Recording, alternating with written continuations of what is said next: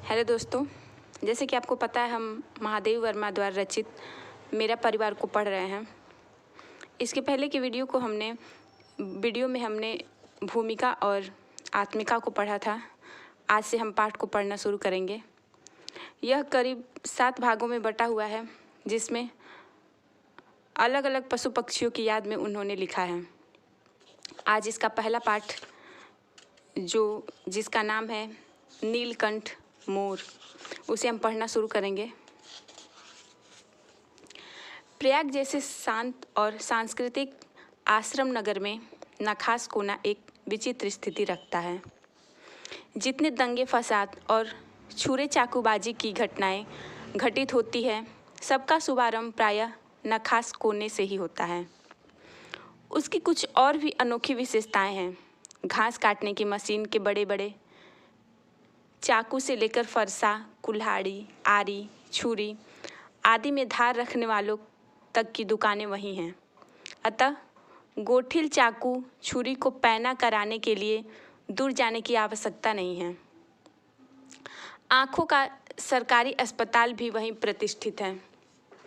शत्रु मित्र की पहचान के लिए दृष्टि कमज़ोर हो तो वहाँ ठीक कराई जा सकती है, जिससे कोई भूल होने की संभावना न रहे। इसके अतिरिक्त एक और अस्पताल उसी कोने में गरिमापूर्ण ऐतिहासिक स्थिति रखता है। आहत मुर्मूस व्यक्ति की दृष्टि से यहाँ विशेष सुविधा है। यदि अस्पताल के अंतःकरणों में स्थान न मिले, यदि डॉक्टर, नर्स आदि का दर्शन दुर्लभ रहे, तो बरामदे आदि में विश्राम प्राप्त हो सकता है। और यदि वहाँ भी स्नानाभाव हो तो अस्पताल के कंपाउंड में मरने का संतोष तो मिल ही सकता है। हमारे देश में अस्पताल साधारण जन को अंतिम यात्रा में संतोष देने के लिए ही तो है। किसी प्रकार घसीट कर टांग कर उस सीमा रेखा में पहुंचा आने पर बीमार और उसके परिचारकों को एक अनिर्वचनीय आत्मिक सुख प्राप्त होता है। इससे अधिक पाने की न उसकी कल्पना है और न मांग। कम से कम इस व्यवस्था ने अंतिम समय मुख में गंगा जल, तुलसी, सोना डालने की समस्या तो सुलझा ही दी है। यहाँ मत्स्य क्रिया विक्रय केंद्र भी है और तेल फुलेल की दुकान भी, मानो दुर्गंध सुगंध में समरसता स्थापित करने का अनुष्ठान करता है। पर नखास कोने के प्रति मेरे आकर्षण का एक कारण उपयुक्त विशेषताएं नहीं हैं। वस्तुतः वह स्थान मेरे खरगोश, कबूतर, मोर, चकोर आदि जीव जंतुओं का कारागार भी है। अस्पताल के सामने की पटरी पर कई छोटे छोटे घर और बरामदे हैं, जिनमें ये जीव जंतु तथा इनके कठोर हृदय जेलर दोनों निवास करते हैं। छोटे बड़े अनेक पिंजरे बरामदे में और बाहर रखे रहते हैं, जिनमें 2 खरगोश के रहने के स्थान में 25 और 4 चिड़ियों के रहने के स्थान में 50 भरी रहती हैं। इन छोटे जीवों को हंसने रोने के लिए भिन्न ध्वनियाँ नहीं मिलती, अतः इनका महाकलरव महाक्रंदन भी हो तो आश्चर्य नहीं। इन जीवों के कष्ट निवारण का कोई उपाय न सूझ पाने पर भी मैं अपने आप को उस ओर जाने से नहीं रोक पाती। किसी पिंजड़े में पानी न देखकर उनमें पानी रखवा देती हूँ। दाने का अभाव हो तो दाना डलवा देती हूँ। कुछ चिड़ियों को खरीदकर उड़ा देती हूँ। जिनके पंख कट गए हैं उन्हें ले आती हूँ, परंतु फिर भी जब उस ओर पहुँच जाती हूँ, सब कुछ पहले जैसा ही कष्टकार मिलता है। उस दिन एक अतिथि को स्टेशन पहुंचाकर लौट रही थी कि चिड़ियों और खरगोश की दुकान का ध्यान आ गया और मैंने ड्राइवर को उसी ओर चलने का आदेश दे दिया। बड़े मियाँ चिड़िया वाले की दुकान के निकट पहुंचते ही उन्होंने सड़क पर आकर ड्राइवर को रोकने का संकेत दिया। मेरे कोई प्रश्न करने के पहले ही उन्होंने कहा, सलाम गुरुजी, पिछली बार आने पर आपने मोर के बच्चों के लिए पूछा था। शंकरगढ़ से एक चिड़ीमार ने 2 मोर के बच्चे पकड़ लाया है। एक मोर है, एक मोरनी। आप पाल लें। मोर के पंजों से दवा बनती है, सो ऐसे ही लोग खरीदने आए थे। आखिर मेरे सीने में तो इंसान का ही दिल है। मारने के लिए ऐसे मासूम चिड़ियों को कैसे दे दूं?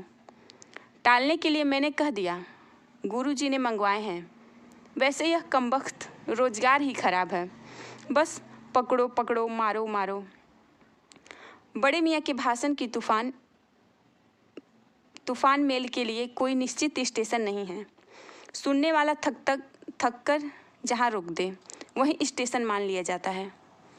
इस तथ्य से परिचित होने के कारण ही मैंने बीच में उन्हें रोककर पूछा, मोर के बच्चे कहाँ हैं?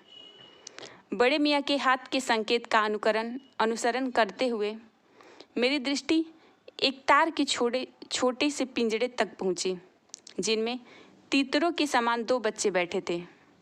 मोर है, यह मान लेना कठिन था। पिंजरा इतना संकीर्ण था कि वे पक्षी शावक जाली के गोल फ्रेम में कसे जड़े चित्र जैसे लग रहे थे। मेरे निरीक्षण के साथ साथ बड़े मियाँ के भाषण में चली जा रही थी। ईमान कसम गुरुजी, चिड़ीमार ने मुझसे इस मोर के जोड़े के नगद 30 रुपये लिए हैं। बरहा कहा, भाई जरा सोच तो, अभी इनमें मोर की कोई खासियत भी नहीं है कि तू इतनी कीमत ही मांगने चला। पर वह मुझे क्यों सुनने लगा। आपका ख्याल करके अछता पछता कर देना ही पड़ा। अब आप जो मुनासिब समझे। अस्तु 30 चिड़ीमार के नाम के और 5 बड़े मियाँ के ईमान के देकर जब मैंने वह छोटा पिंजरा कार में रखा तो मानो वह जाली के चौखट का चित्र जीवित हो गया। दोनों पक्षी शावकों के छटपटाने से लगता था मानो पिंजरा ही सजीव और उड़ने योग्य हो गया है। घर पहुंचने पर सब कहने लगे, तीतर है, मोर कहकर ठग लिया है। कदाचित अनेक बार ठगे जाने के कारण ही ठगे जाने की बात मेरे चिढ़ जाने की दुर्बलता बन गई है। अप्रसन्न होकर मैंने कहा, मोर की क्या सुरखाब के पर लगे हैं? है तो पक्षी ही, और तीतर बटेर क्या लंबी पूंछ न होने के कारण उपेक्षा योग्य पक्षी हैं? चिढ़ा दिए जाने के कारण ही संभवतः उन दोनों पक्षियों के प्रति मेरे व्यवहार और यत्न में कुछ विशेषता आ गई। पहले अपने पढ़ने लिखने के कमरे में उनका पिंजड़ा रखकर उसका दरवाज़ा खोला, फिर 2 कटोरों में सत्तू की छोटी छोटी गोलियां और पानी रखा। वे दोनों चूहेदानी जैसे पिंजड़े से निकलकर कमरे में मानो खो गए। कभी मेज के नीचे घुस गए, कभी अलमारी के पीछे। अंत में इस लुका छिपी से थककर उन्होंने मेरी रद्दी कागजों की टोकरी को अपने नया बसेरा का गौरव प्रदान किया। 2-4 दिन में वे इस प्रकार दिन में इधर उधर गुप्तवास करते और रात में रद्दी की टोकरी में प्रकट हो पड़ते। फिर अस्वस्थ हो जाने पर कभी मेरी मेज पर, कुर्सी पर और कभी मेरे सिर पर अचानक आविर्भाव होने लगे। खिड़कियों में तो जाली लगी थी, पर दरवाज़ा मुझे निरंतर बंद रखना पड़ता था। खुला रखने पर चित्रा, मेरी बिल्ली, इन नवागंतुकों का पता लगा सकती थी और तब उसकी शोध का क्या परिणाम होता यह अनुमान करना कठिन नहीं। वैसे वह चूहों पर भी आक्रमण नहीं करती, परंतु यहाँ तो सर्वथा अपरिचित पक्षियों की अनाधिकार चेष्टा का प्रश्न था। उसके लिए दरवाज़ा बंद रहे और ये दोनों ऐरे गैरे मेरी मेज को अपना सिंहासन बना ले। यह स्थिति चित्रा जैसी अभिमानिनी मरमारी के लिए असहाय ही कही जाएगी। जब मेरे कमरे का कायाकल्प चिड़िया खाने के रूप में होने लगा, तब मैंने बड़ी कठिनाई से दोनों चिड़ियों को पकड़कर जाली के बड़े घर में पहुंचाया, जो मेरे जीव जंतुओं का सामान्य निवास है।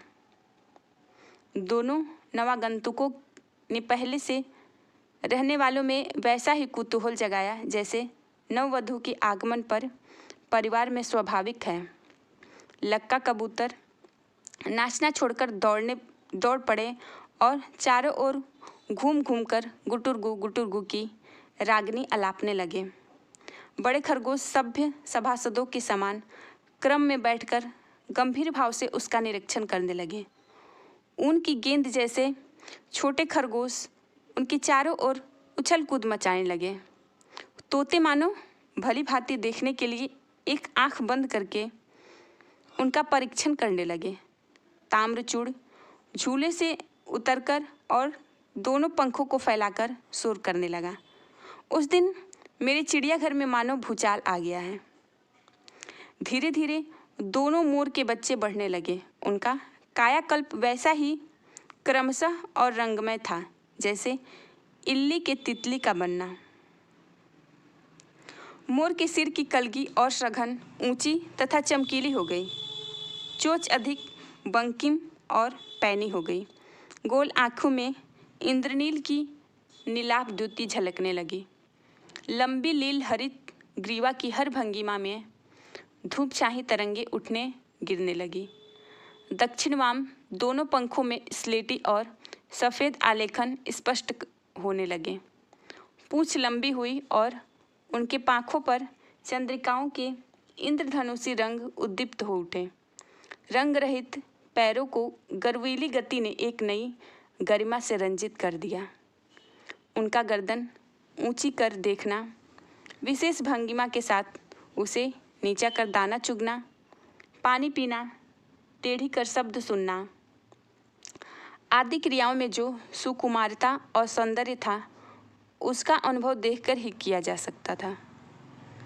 गति का चित्र नहीं आंका जा सकता। मोरनी का विकास मोर के समान चमत्कारित तो नहीं हुआ, परंतु अपनी लंबी धूप छाही गर्दन, हवा में चंचल कलगी, पंखों की श्याम श्वेत पत्रलेखा, मंथर गति आदि से वह भी मोर की उपयुक्त सहचारिणी होने का प्रमाण देने लगी।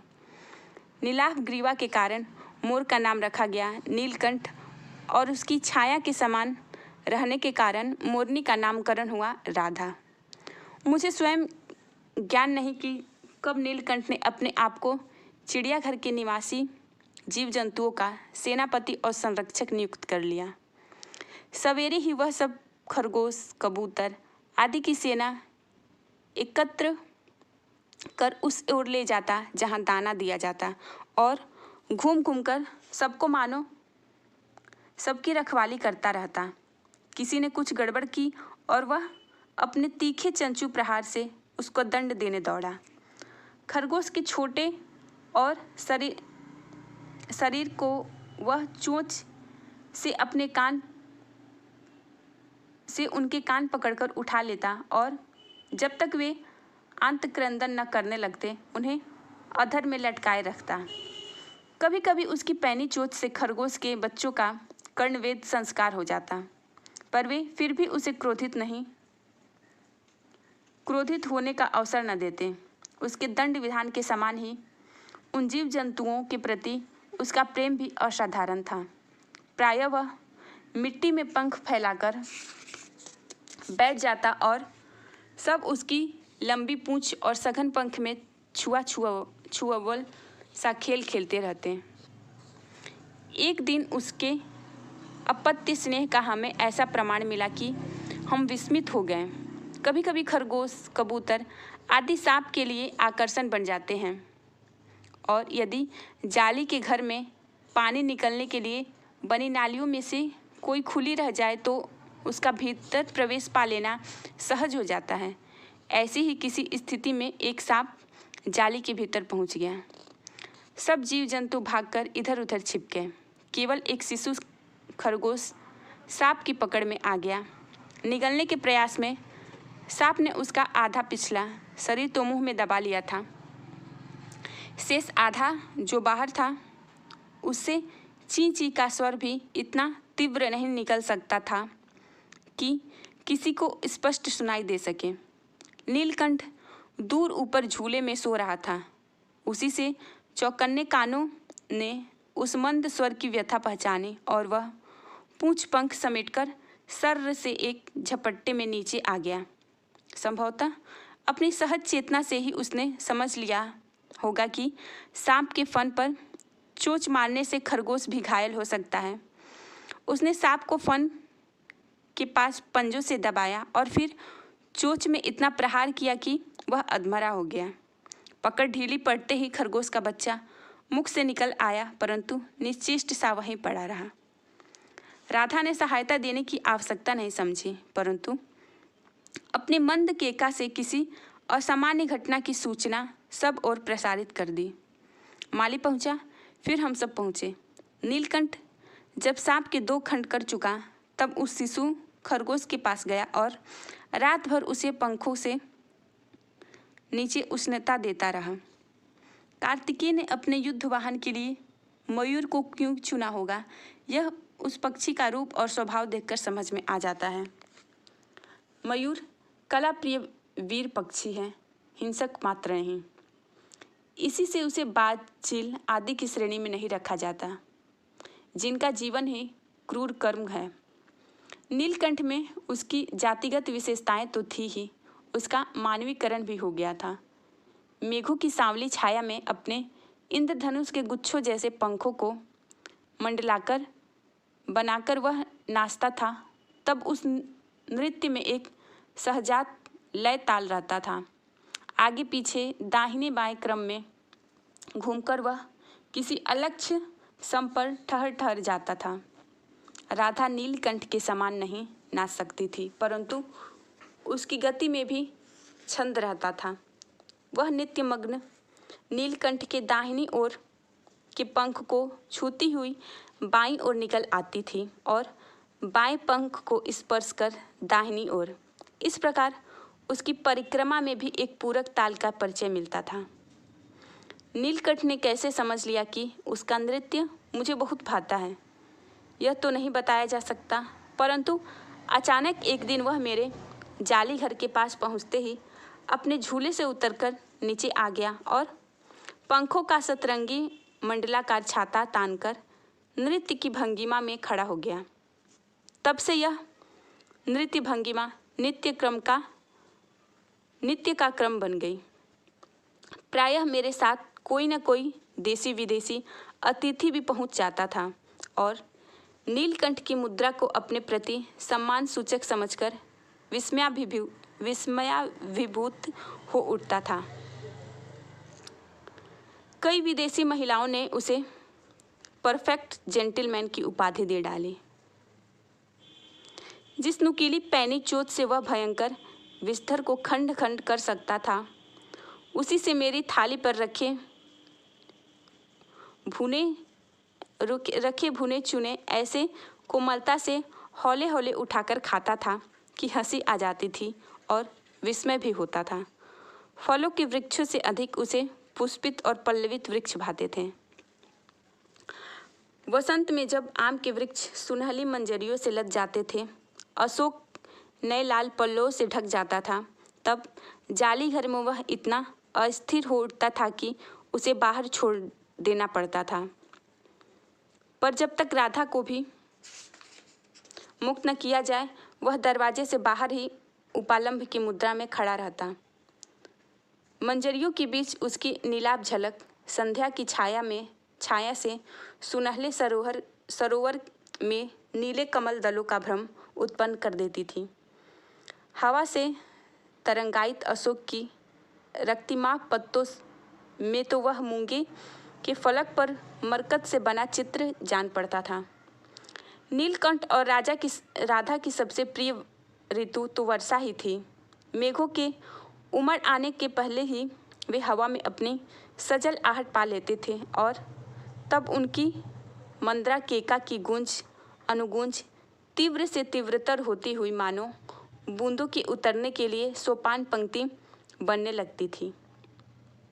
मेघ के गर्जन के ताल पर ही उसके तन्मय नृत्य का आरंभ होता। फिर मेघ जितना अधिक गरजता, बिजली जितनी अधिक चमकती, बूंदों की रिमझिमाहट जितनी तीव्र होती जाती, नीलकंठ के नृत्य का वेग उतना ही अधिक बढ़ता जाता और उसकी केका का स्वर उतना ही मंद से मंद्रतर होता जाता। वर्षा के थम जाने पर वह दाहिने पंजों पर दाहिने पंख और बायां पंख फैलाकर सुखाता। कभी कभी वे दोनों एक दूसरे के पंखों से टपकने वाली बूंदों को चोट से पी पी कर पंखों का गीलापन दूर करते रहते। इस आनंदोत्सव की रागिनी में बेमेल स्वर कैसे बज उठा, यह भी एक करुण कथा है। एक दिन मुझे किसी कार्य से नखास कोने से निकलना पड़ा और बड़े मियाँ ने पहले के समान कार को रोक लिया। इस बार किसी पिंजरे की ओर नहीं देखूंगी, यह संकल्प करके मैंने बड़े मियाँ की विरल दाढ़ी और सफ़ेद डोरों से कान में बंधी ऐनक को ही अपने ध्यान का केंद्र बनाया। पर बड़े मियाँ के पैरों के पास जो मोरनी पड़ी थी उसे अनदेखा करना कठिन था। मोरनी राधा जैसी ही थी। उसके मूंछ से बंधे दोनों पंजों की उंगलियां टूटकर इस प्रकार एकत्र हो गई थी कि वह खड़ी नहीं हो सकती थी। बड़े मियाँ के भाषण में फिर दौड़ने लगी। देखिए गुरुजी, कमबख्त चिड़ीमार ने बेचारी का क्या हाल किया है। ऐसे कभी चिड़िया पकड़ी जाती है? आप न आई होती तो मैं उसे उसी के सर पटक देता, पर आपसे भी यह अधमरी मोरनी ले जाने को कैसे कहूँ। सारांश यह कि 7 रुपये देकर मैं उसे अगली सीट पर रखकर घर ले आई और एक बार फिर मेरे पढ़ने लिखने का कमरा अस्पताल बना। पंजों की मरहम पट्टी और देखभाल करने पर वह महीने भर में अच्छी हो गई। उंगलियां वैसे ही टेढ़ी मेढ़ी रही, परंतु वह ठूठ जैसे पंजों पर डगमगाती हुई चलने लगी। तब तक उसे जाली घर में पहुंचाया गया और नाम रखा गया कुब्जा। कुब्जा नाम के अनुरूप स्वभाव से भी वह कुब्जा प्रमाणित हुई। अब तक नीलकंठ और राधा साथ रहते थे। अब कुब्जा उन्हें साथ देखने ही मारने दौड़ती थी। चोट से मार मार कर उसने राधा की कलगी नोच डाली, पंख नोच डाले। कठिनाई यह थी कि नीलकंठ उससे दूर भागता था और वह उसके साथ रहना चाहती थी। न किसी जीव जंतु से ही उसकी मित्रता थी, न किसी को नीलकंठ के समीप आने देना चाहती थी। उसी बीच राधा ने 2 अंडे दिए, जिनको वह पंखों में छिपाए बैठी रहती थी। पता चलते ही कुब्जा ने चोंच मार मार कर राधा को ढकेल दिया और फिर अंडे फोड़कर ठूठ जैसे पैरों से वह सबो छितरा दिए। हमने उसे अलग बंद किया तो उसने दाना पानी छोड़ दिया और जाली पर सर पटक पटक कर घायल कर लिया। इस कलह कोलाहल से और उससे भी अधिक राधा की दूरी से बेचारे नीलकंठ की प्रसन्नता का अंत हो गया। कई बार वह जाली घर से निकल भागा। एक बार कई दिन तक भूखा प्यासा आम की शाखाओं में छिपा बैठा रहा, जहाँ से बहुत पुचकार कर मैंने उसे उतारा। एक बार मेरी खिड़की की सेट पर जा छिपा। मेरे दाना देने जाने पर वह सदा के समान अब पंखों को मडलाकर बनाकर खड़ा हो जाता था। उसकी चाल में थकावट और आँखों में एक शून्यता रहती थी। उसकी अनुभवहीनता के कारण ही मैं आशा करती रही कि थोड़े दिन बाद सब में मेल हो जाएगा। अंत में 3-4 मास के उपरांत एक दिन सवेरे जागकर देखा कि नीलकंठ पूंछ पंख फैलाए धरती पर उसी प्रकार बैठा था जैसे खरगोश के बच्चों को पंख में छिपाकर बैठता था। मेरे पुकारने पर भी उसने न उठने का संदेह हुआ। वास्तव में नीलकंठ मर गया था। क्यों का उत्तर तो अब तक नहीं मिल सका। न उसे कोई बीमारी हुई, न उसके रंग बिरंगे फूलों के स्तबक जैसे शरीर पर किसी चोट का चिन्ह मिला। मैंने अपने साल में लपेटकर उसे संगम ले गई। जब गंगा की 20 धारा में उसे प्रवाहित किया, तब उसके पंखों की चंद्रिकाओं से प्रतिबिंबित होकर गंगा का चौड़ा पाट एक विशाल मयूर के समान तरंगित हो उठा। नीलकंठ के न रहने पर राधा तो निश्चेष्ट सी कई दिन कोने में बैठी रही। वह कई बार भागकर लौट आया था, अतः वह प्रतीक्षा के भाव से द्वार पर दृष्टि लगाए रहती थी। पर कुब्जा ने कोलाहल के साथ खोज ढूंढ आरंभ की। खोज के क्रम में वह प्रायः जाली का दरवाज़ा खुलते ही बाहर निकल आती और आम, अशोक, कचनार आदि की शाखाओं में नीलकंठ को ढूंढती ही रहती। एक दिन वह आम से उतर ही रही थी कि कजली, अलसियन कुत्ती, सामने पड़ गई। स्वभाव के अनुसार उसने कजली पर चोट से प्रहार किया। परिणामतः कजली के 2 दांत उसकी गर्दन पर जा लगे। इस बार उसका कलह, कोलाहल और द्वेष प्रेम भरा जीवन बचाया न जा सका, परंतु इन 3 पक्षियों ने मुझे पक्षी प्रकृति की विभिन्नता का जो परिचय दिया वह मेरे लिए विशेष महत्व रखता। राधा अब भी प्रतीक्षा में दुकेली है। आषाढ़ में जब आकाश मेघाच्छन्न हो जाता है तब वह कभी ऊंचे झूले पर और कभी अशोक की डाल पर अपनी केका को तीव्र से तीव्रतर करके नीलकंठ को बुलाती रहती है। दोस्तों, यह पहला भाग यहीं समाप्त होता है। शेष भाग को हम अगले की वीडियो में पढ़ेंगे। तब तक के लिए नमस्कार।